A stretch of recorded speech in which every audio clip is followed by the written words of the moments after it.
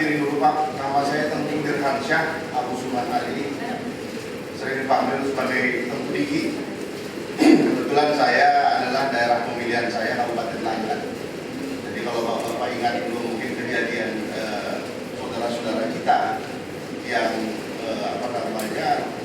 membakar patrol pada saat itu, kemudian diikuti dengan demonstrasi dan tertangkap sekian puluh orang. Pada saat itu alhamdulillah saya memfasilitasi saudara-saudara kita dari pesisir timur Sumatera Utara, itu dari Langkat, dari Medan, waktu itu berangkat Pak Ahmad Jafar, dari Batubara, dari Asahan sampai Labuan Batu sana, itu berangkat ke Komisi 3 DPR RI dan bertemu dengan Ketua DPR RI pada saat itu.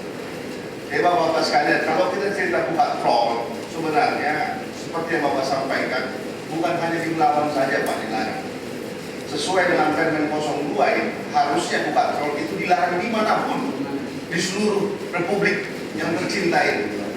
Kita pahami betul memang Pak, persoalannya sekarang ini, ya mungkin rekan-rekan media bisa mencatat, karena ini sudah berulang, bukan hanya bertahun, saya sudah berpuluh tahun saya kira, bahwa persoalan buka troll ini bukan persoalan peraturan Pak sebenarnya.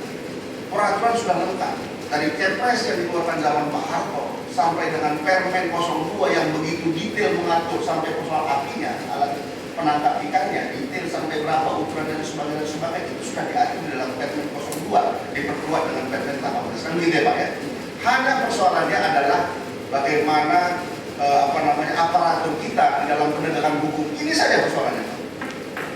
Kalau ini sebenarnya bisa ditegakkan dengan baik oleh aparat kita, kita tidak berbunuhan Pak di sana. Kalau Bapak bilang saat ini di Belawan saya tidak benar itu Pak. Di Batubara masih seperti itu. Di perairan Asahan masih seperti itu. Di Langkat masih juga seperti itu. Cuman setelah kejadian Langkat kemarin, kalau saya lihat pengusaha buka troll ini mulai menarik ini ke Belawan. Betul, memang seperti itulah dari kondisinya. Maka saya katakan perjuangan nelayan harus terus-menerus dilakukan. Jadi kedatangan Bapak-Bapak kemarin alhamdulillah bagi saya maupun bagi lembaga dewan ini adalah untuk terus menandakan bahwa persoalan belum selesai, sehingga semua pihak, tidak hanya Bapak-Bapak saja, tapi kami juga akan terus mengingatkan yang namanya pemerintah dalam ada aparaturnya, yang namanya keamanan laut Kamla kita, angkatan laut kita, yang namanya PS2 DKP kita, yang namanya dinas kelautan kita, ini terus bekerja. Harapan kita seperti itu. Memang kita sadari betul Pak, ini oknum-oknum bermain di lapangan, itu kita sadari betul. Hanya saja membuktikannya, kalau dari gedung ini saya pikir sulit, harus ke lapangan, kira-kira seperti itu. Saya sudah ke lapangan. Ketika kita turun ke lapangan, ini sudah kontak ke radio. Akan ada turun ke lapangan ini anggota DPR, wah tak ada yang Pak. Tidak ada yang berlayar. Artinya apa? Ini adalah kejahatan bagi saya, ini melihat adalah kejahatan organisir sebenarnya. Jadi Bapak-Bapak sekalian, bagi saya mungkin nanti akan diusulkan kepada Komisi B, ini akan kita tidak lanjutin lagi Pak Ketua. Artinya Komisi B mungkin nanti akan rapat dengan Komisi A yang spesialis tentang penegakan hukum, juga mengundang pihak-pihak terkait. Tapi kalau saya lihat sebenarnya kadang-kadang ini karena persoalan laut kita ini Pak, tidak hanya aparat dinas perikanan lautan saja yang punya kewenangan di situ. Ada Kamla, Angkatan Laut yang notabene adalah di bawah hierarki pemerintah dari pusat. Ada yang namanya PS2 DKP yang kementerian dari pusat juga. Jadi terkadang kadang-kadang kita ini bersuara kepada mereka juga tidak didengarkan. Makanya kemarin itu kita langsung saja ke Jakarta, tertuntut kepada DPR RI, tolong. Alhamdulillah pada saat itu juga siang itu langsung dibebaskan, tinggal satu yang ditahan, kira seperti itu. Tapi kan tidak berlanjut. Ini persoalannya. Jadi Bapak-Bapak sekalian, saya kira terima kasih kedatangannya hari ini kemari.